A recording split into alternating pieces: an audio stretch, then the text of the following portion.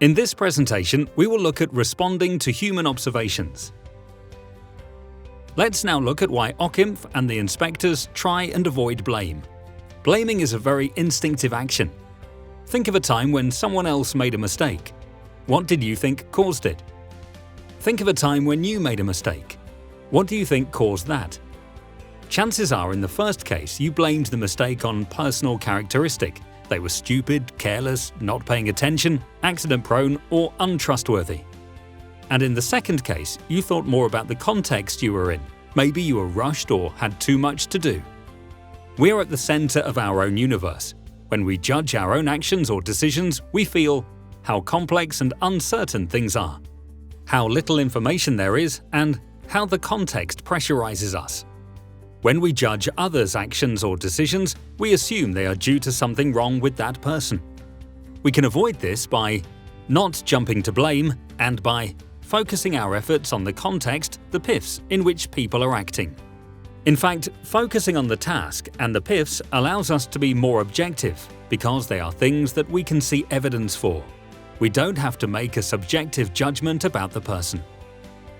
Learning happens when the workforce feels they can speak up about the problems they're facing and trust that when they do, their suggestions will be listened to and reacted to in the right manner, and that they won't be blamed for raising issues.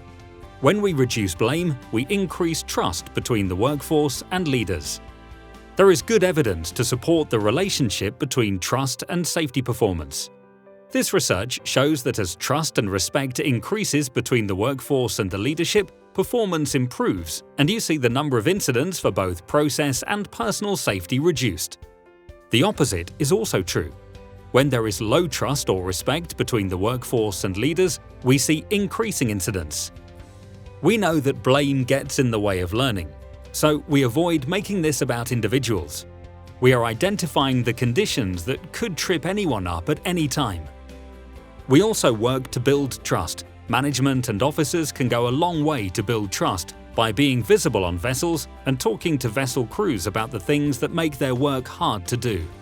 It's for these reasons that the inspector will not record the names of individuals and do not blame individuals if they cannot do the task. Instead, they will look for the things that made it difficult for a person to do that task. How you respond to the observations really matters. As officers of a vessel, you may be involved in the feedback meeting with inspectors. You may feel some responsibility for the systems or conditions on board the ship, and it may be hard to hear if an inspector finds there are things that need to improve, even though the inspector is also reporting all the good things they found.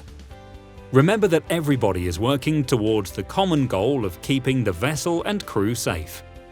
You have an opportunity to show how you are tackling the conditions that make tasks unreliable.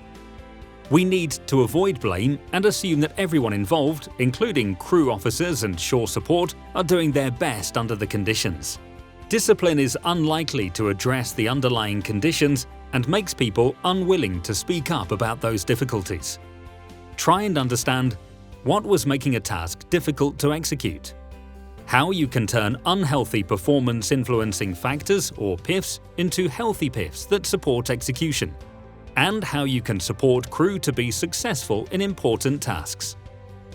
The CLASS acronym can help guide your response. Choose to learn, not blame.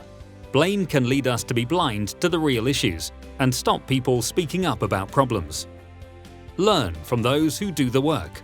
Let's remember that people know the most about their work and the issues that make mistakes more likely but might not be able to explain them.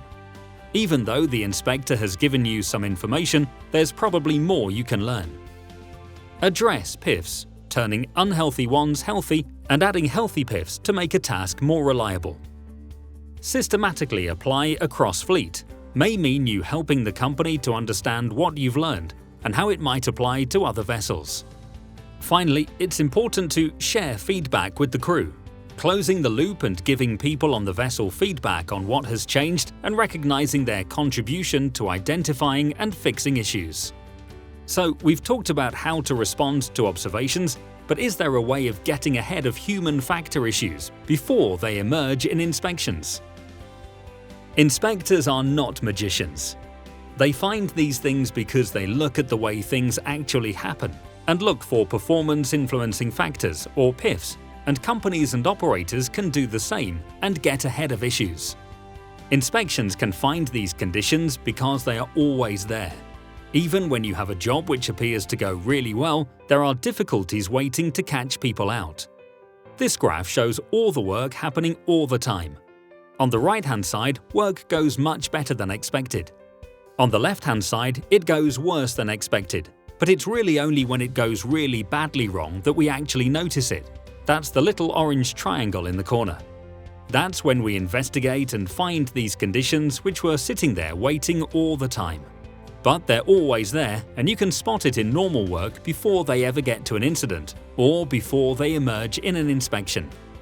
To get ahead of issues, remember how the inspector approaches things, treating the crew as experts in their work, walking through or talking through critical tasks, and letting the class approach guide your response. That brings us to the end of this guidance. In Section 1, we looked more at performance-influencing factors, or PIFs.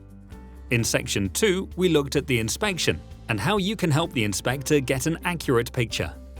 In Section 3, we looked at what the inspectors report, including some examples.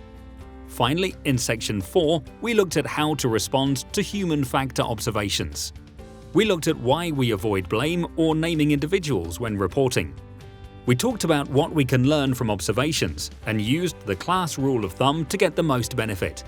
We also looked at how you can get ahead of some of the issues inspectors may find by using similar techniques.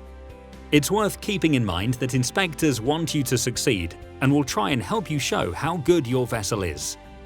Thank you for watching, and we wish you plain sailing on your SIRE 2.0 inspection.